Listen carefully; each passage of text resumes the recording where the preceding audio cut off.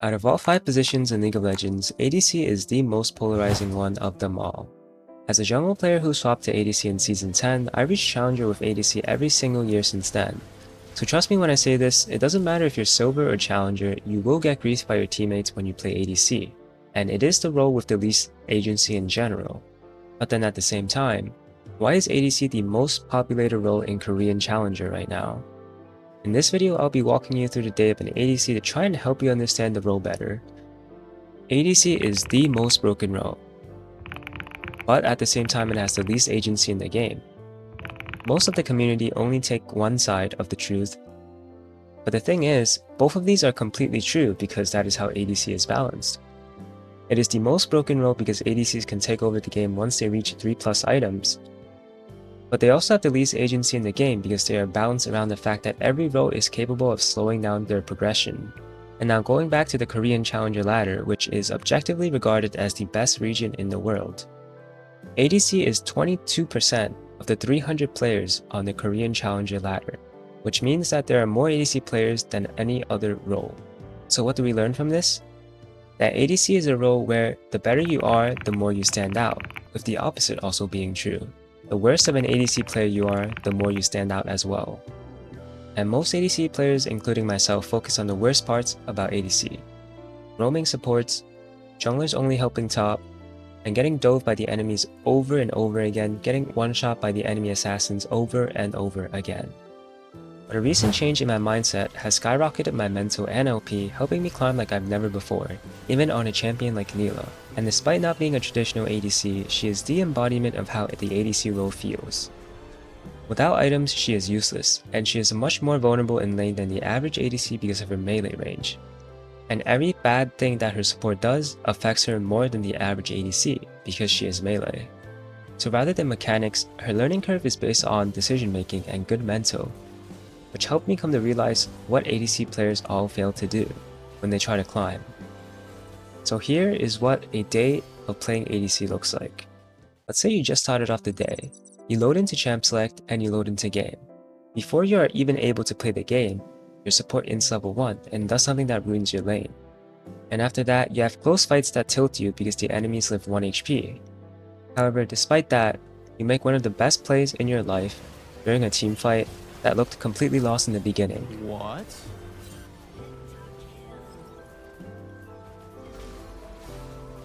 That is just a glimpse of what it feels like to play ADC, the lows and the highs.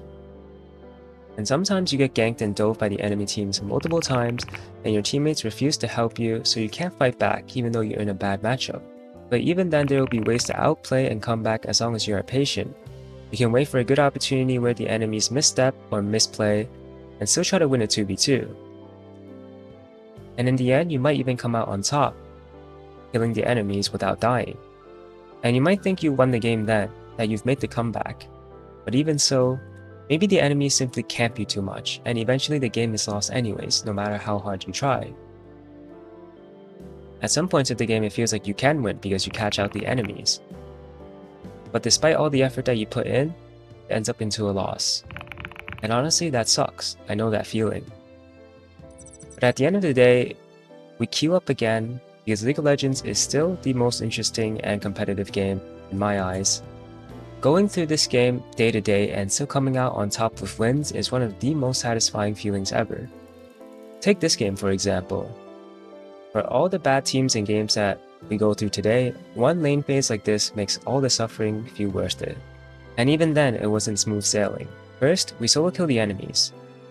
And although my teammates kinda ruined it by giving over 2 kills after I solo kill and recall, we're still able to come out on top with better wave management and lane decisions.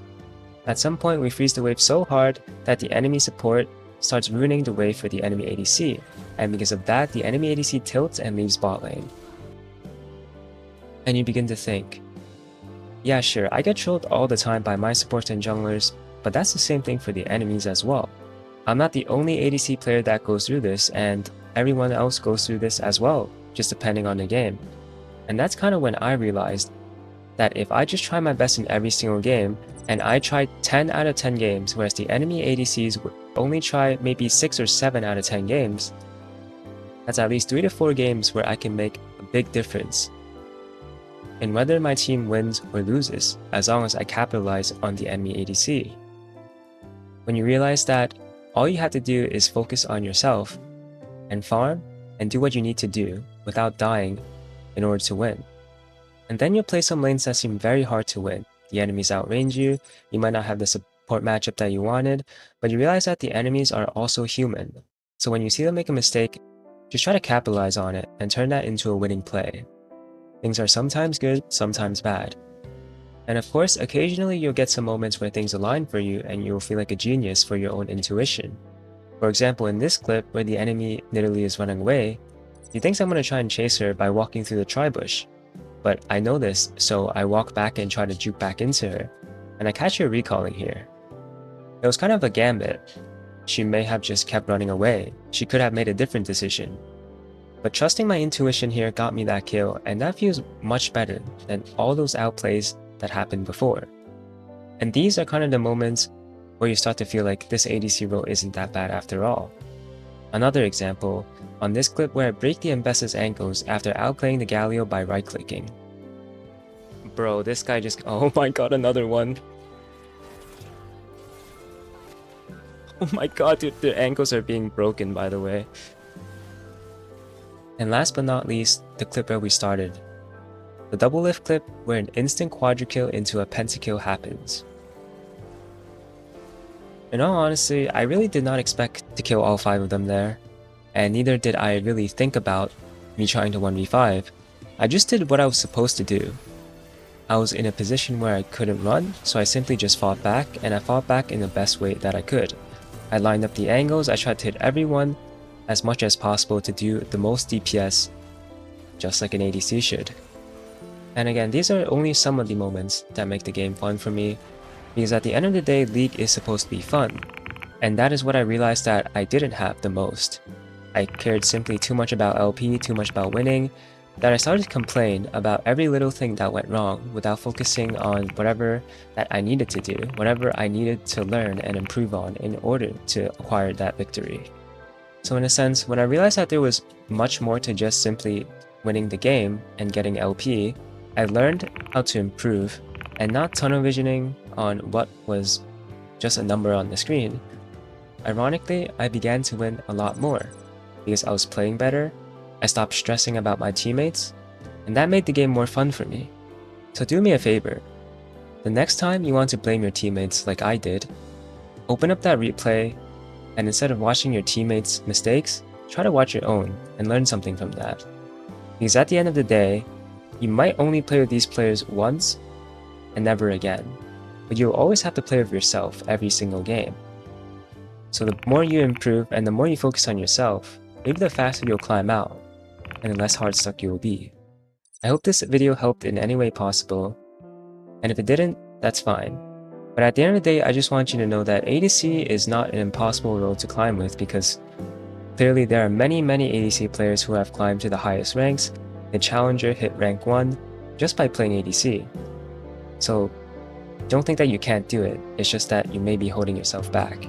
But thank you for watching, and I hope you enjoyed. See you in the next video.